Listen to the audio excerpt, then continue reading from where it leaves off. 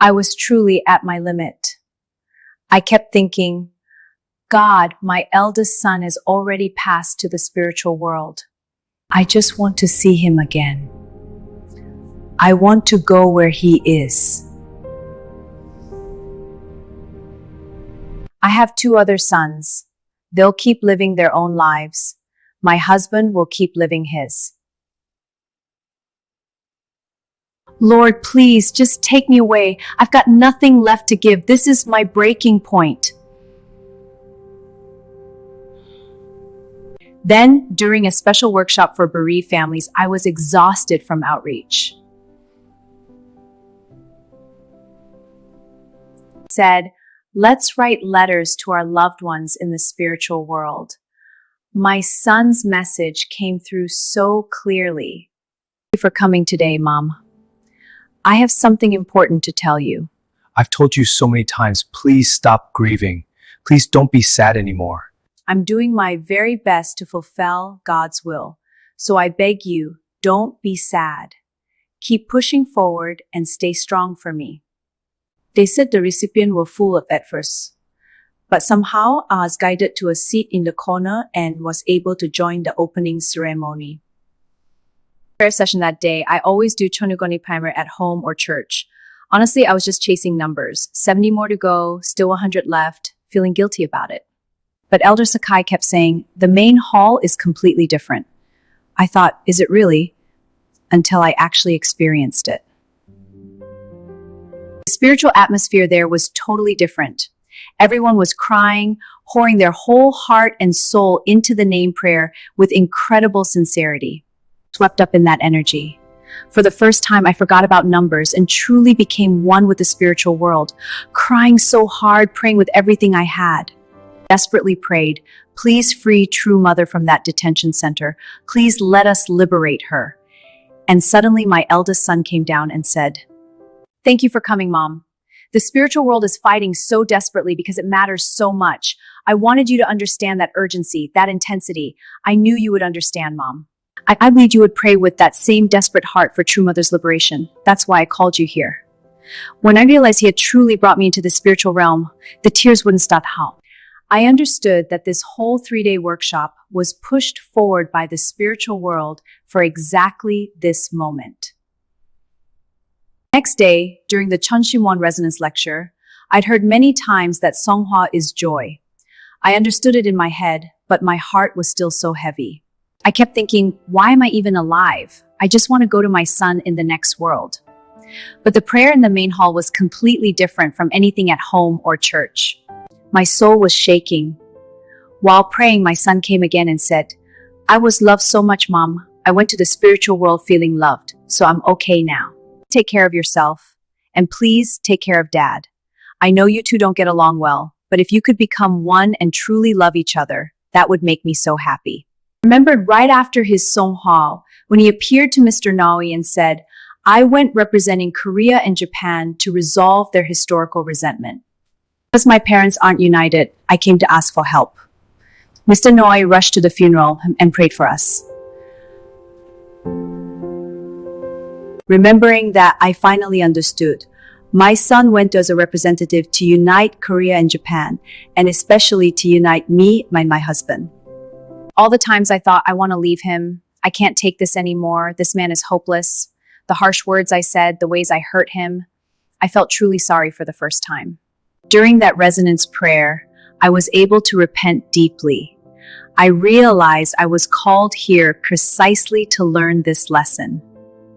After lunch, they gave me the purple work clothes, the training uniform, when Mr. Uno lectured on name prayer while wearing it. I suddenly realized this isn't just any uniform. Wearing this purple robe carries the heavenly responsibility of becoming one with True Parent's heart, of being able to create miracles by uniting completely with True Mother. It made me feel the weight and the seriousness of that calling. During that name prayer, strong determination rose in me. I came here to become one with True Mother, to help liberate her. I'm here as a representative. That moment was captured in the photo and video they took. It's a reminder of the connections and stories that shape our lives. Then came the relay prayer. Motoyama-san's third-generation child offered representative prayer, saying, "True mother being on earth has become so ordinary to me. The fact that she might not be here feels almost normal, and that terrifies me." Even a third-generation member who pours everything into daily devotion feels that fear. So how much more should I, who does evening prayer, all-night prayer, day after day, feel ashamed? I realize how often I forget that true mother is still on earth, how I get lost in my own world. I cried and prayed sincerely, asking forgiveness. That Ile prayer went really well because of that heart.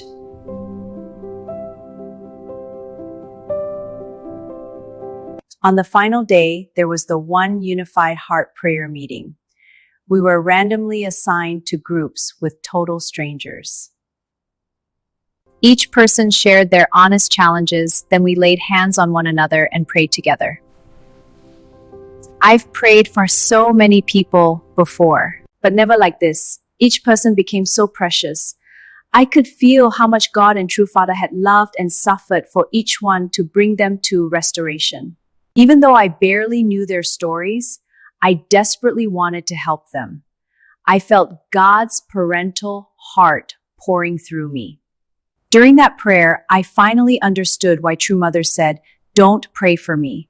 True Father mobilized the entire spiritual world for her liberation. No, that's not possible.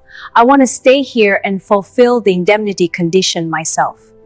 Now I truly understood the depth of that love. She is accumulating conditions for each one of us, protecting us from the spirit world, loving us as a true parent.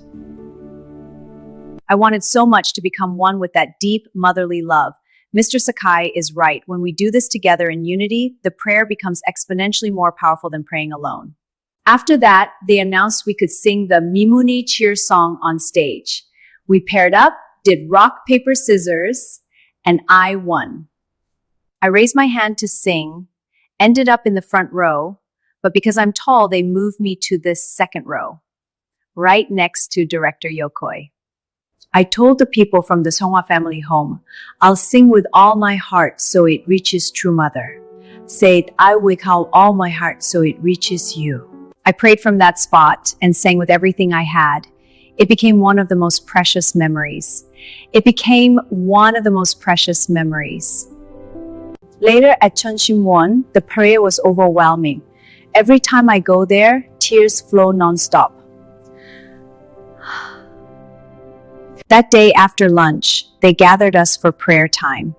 I sat in the front row and listened to the explanation of Chunshimwon's meaning.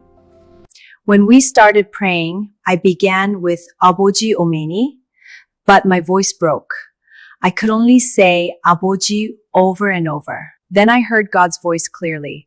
I know how much you've suffered. It was so hard, wasn't it? So painful. I understand all of it. Do you really know how much I struggled? How painful it was? Yes, I know. Every tear, every hardship, every heartbreak, I know it all. In that moment, it wasn't prayer anymore. It was a conversation between parent and child.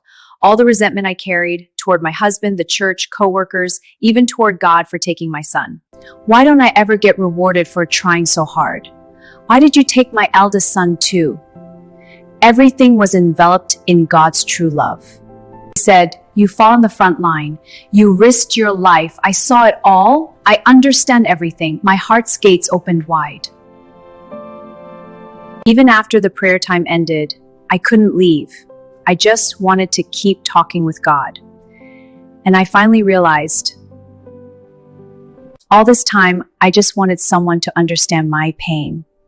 I was taking it out on my husband, on church members, anyone around me. The moment I felt sorry for that, everything was released. All the resentment melted away. Later, I heard Mr. Anjali's testimony, and I understood. This whole day was prepared to teach me these things. Because I kept saying, I want to go to the next world. My son was desperately telling me, Mom, this isn't the time. The spiritual world is fighting so hard. I'm doing my best as Nabi. Please don't say you want to come here. Please fulfill your mission on earth. I'm so grateful to my son for teaching me that. At the end, they asked us to write one line of inspiration we received. I had always chased money, status, a good job. But when I imagined meeting my son in the spiritual world and him asking, Ham, what did you do with your life? I don't want to say, I made money, or I worked for a high position. But I want to say, I loved so many people. I became a true person who could give genuine love. I lived for others. I did my very best. That's the kind of mother I want to become. One I can be proud of. The line I wrote was, give love and forget it. Up until now, my love always had conditions. I was always thinking, I did this much, so I deserve something back. From my son, my husband, my coworkers. But through the prayer at Chunshimwanwon, talking with God, I finally understood true love has no conditions. It gives endlessly, forever and ever. Without expecting anything in return. That's Nilgisu selflessly. You uplift others and enrich your own spirit.